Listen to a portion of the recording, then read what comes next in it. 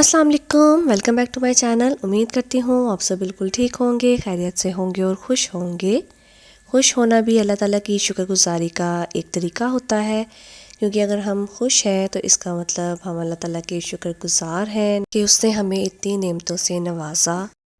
दुख और सुख सब टेम्परेरी चीज़ें हैं, ना दुख हमेशा रहते हैं ना सुख हमेशा रहते हैं। पर हम लोग जो है इतने नाशुक्रे हो जाते हैं, दुखों पे अल्लाह ताला को याद करने बैठ जाते हैं और सुख पे हम भूल जाते हैं। आजमाइशें ज़िंदगी का हिस्सा होती हैं। खुशकिस्मत वो हैं जो आजमाइश में अल्लाह के करीब हो जाते हैं, और बदकिस्मत वो हैं जो शिकवे शिकायतें ही करते रहते हैं। शिकवे या शिकायतें करने से हमारी जो परेशानियाँ वो कभी भी कम नहीं होती। तो इसीलिए हमें यही चीज़ें अगर हम अल्लाह ताला के आगे झुक के सजदे में जा के करें तो हमारी जो परेशानियाँ हैं काफ़ी हद तक कम हो जाती हैं। हम तहज्जुद पढ़ें, हाजत के नफ़ल पढ़ें, जो आयतें हैं, जो सूरतें हैं, इन चीज़ों को अगर हम अपनी ज़िंदगी का हिस्सा बना लें तो काफ़ी हद तक जो है हमारी परेशानियाँ टल जाती हैं। कुछ जो आजमाइशें हैं वो आती ही हैं हमारी ज़िंदगी में, हमारी कुछ गलतियों की इस्लाह करने के लिए, हमारी जो अगर हम भटक चुके हैं अपने रास्ते से उस पे वापस लाने के लिए।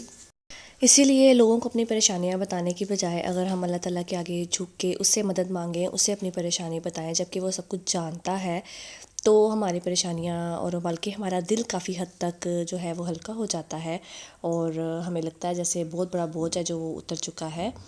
अगर हम किसी फ़कीर को भी कहते हैं कि जब तक फ़कीर हमसे कोई मांगे ना तब तक हम किसी फ़कीर को भी नहीं देते, तो ये कैसे हो सकता है? जब हम अल्लाह ताला से मदद ही नहीं मांगेंगे, उससे कुछ चाहेंगे नहीं, तो वो कैसे हमें देगा? वो हमारे मांगने का इंतज़ार करता है, पर हम लोग जो हैं वो मांगते नहीं हैं, और लोगों से उम्मीदें लगा के बैठ जाते हैं, जबकि लोग उम्मीदों पे पूरा नहीं उतरते। इसीलिए लोगों से उम्मीदें लगाने की बजाय हमें अल्लाह ताला से उम्मीद लगानी चाहिए, उससे ही मदद मांगनी चाहिए। यहाँ आज मैं बना रही थी नाश्ता ब्रेड एग का, क्योंकि आज हम फजर की नमाज़ पढ़ के सो गए थे और आज हम लेट उठे हैं। 11:30 का तकरीबन टाइम हो चुका था, तो गैस हमारी कम हो गई थी बिल्कुल। तो इस वक्त पराठा वगैरह बनना नहीं था, तो फिर मैंने बना लिया था ब्रेड एग का नाश्ता, और बच्चों ने खाना था ऑमलेट और मैंने अपना बनाना था फ्राई। बच्चों को ऑमलेट बना के ब्रेड मैंने फ्राई कर दिए थे, और उसके बाद फिर मैंने अपना नाश्ता बनाया था। चाय मैंने पहले ही बना ली थी और सिर्फ नाश्ता रह गया था बनाने के लिए। फिर मैंने इन बच्चों को नाश्ता दे के उसके बाद अपना बनाया था नाश्ता, और फिर मैं रिलैक्स होकर आराम से बैठी थी करने के लिए। चाहे सुबह की हो या शाम की हो, हमेशा रिलैक्स होके सारे काम ख़त्म करके ही बैठ के करने का मज़ा आता है, पीने का मज़ा आता है। वैसे चाय का मज़ा ही नहीं आता। अगर हमें कोई काम की टेंशन हो तो दिल करता है फिर पहले काम कर लें, उसके बाद आराम से बैठ के चाय पिएँ। नाश्ता करने के बाद फिर मैंने जो कपड़े थे स्टिचिंग के लिए वो करने थे। पहले ट्राउज़र वगैरह थे वो स्टिच किए थे, उसके बाद ये मेरी छोटी बेटी का फ़्रॉक था उसको स्टिच करना था। क्योंकि आज मेरा किचन का कोई काम नहीं था, तो आज मैंने सिर्फ स्टिचिंग पे ही ध्यान देना था।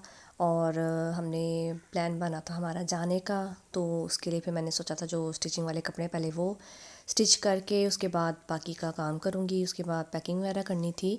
तो पहले तो ये एक फ़्रॉक था, मैंने काटा भी फ़र्स्ट टाइम था, और मैंने कभी ये डिज़ाइन स्टिच किया भी नहीं था। ये डिज़ाइन मैंने देखा हुआ था, तो फिर मुझे सोच सोच के काटने में काफ़ी टाइम लग गया था इसको। इसने कटिंग में बस मेरा टाइम ले लिया था, अदरवाइज़ सिल तो बहुत ही जल्दी गया था ये। इसको काटना और सीना तो बहुत ही आसान है, बहुत ही इजी है, वैसे जल्दी स्टिच भी हो जाता है।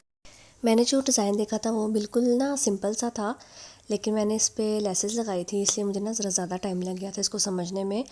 वो प्रिंट में था, उसका बॉर्डर था साथ, तो ये सेल्फ ऑल ओवर था, इसलिए फिर मैंने इस पे ना लेसेस लगाई थी, इसलिए मुझे ना ज़रा थोड़ा सा टाइम लगा था ज़्यादा। अदरवाइज़ तो वैसे ही जल्दी ही स्टिच हो गया था। इसकी मैंने साइड पे चुनटे डाली थी थोड़ी सी, और उसके ऊपर मैंने लेसेस लगा दी थी, क्योंकि मुझे लग रहा था जैसे वो प्रोमिनेंट होंगी। और सेंटर में मैंने इसके पास गले पे छोटी सी लेस लगाई थी, और डोरियाँ इसको मैंने लगा दी थी साथ, क्योंकि मैंने गला रखा था कट वाला, और वो फिर खुला रहना था, मैं बटन ही लगाना चाहती थी, इसलिए फिर मैंने इस पर डोरियों से इसको ग्रिप कर दिया था। इस ड्रेस को मैंने फ़र्स्ट टाइम कटिंग भी की थी और स्टिचिंग भी की थी, इसलिए ये ना थोड़ा सा लेंथ इसकी छोटी सी रह गई थी। मतलब जो मैंने साइज़ रखना था उसके लिहाज से बिल्कुल थोड़ा सा ही मतलब फ़र्क आ रहा था, थोड़ा सा छोटा हो गया था।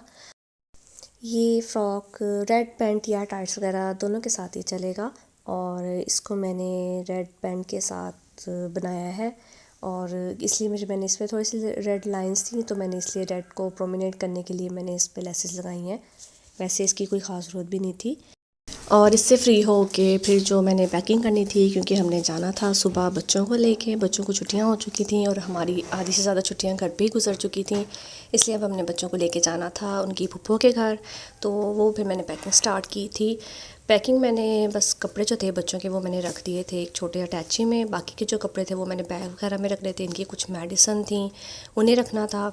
इन पैकिंग से फ़ारिग हो के हमें काफ़ी टाइम हो चुका था तो हम रात को नहीं निकल सके। फिर हमने सुबह निकलना था 12 बजे और फिर हम 12 बजे भी नहीं निकल पाए क्योंकि काफ़ी टाइम हो चुका था। जो छोटे मोटे काम करते करते हमारा काफ़ी ज़्यादा टाइम गुजर गया था और हम निकले थे तकरीबन 3 बजे और इस वक्त भी बाहर बहुत ज़्यादा धुंध सी थी। धूप निकलने के बावजूद भी धुंध जो थी वो ना फील हो रही थी, जैसे अंधेरा अंधेरा सा होता है इस टाइप का था। ज़्यादा मतलब धुंध नहीं थी कि कुछ भी दिखाई नहीं दे रहा था, ऐसा नहीं था। जो दूर दूर के जो इलाके थे मतलब उनमें ज़रा फील हो रही थी कि धुंध है।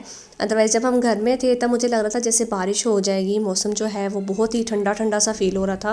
लेकिन जब हम बाहर निकले थे तकरीबन 3 बजे के करीब तो ना काफ़ी मौसम चेंज हो गया था। बादल भी जो थे वो छुप गए थे और सूरज ने अपनी ज़ियारत करवा दी थी, तो इसीलिए जो थी ठंडक काफ़ी हद तक कम हो गई थी। ये था मेरा आज का व्लॉग और आज की रूटीन एक दिन की। आपको अच्छी लगी हो तो वीडियो को लाइक शेयर और चैनल को सब्सक्राइब करें। मैं आपसे फिर मिलूँगी किसी नई चीज़ किसी नई व्लॉग के साथ। तब तक के लिए अल्लाह हाफिज़।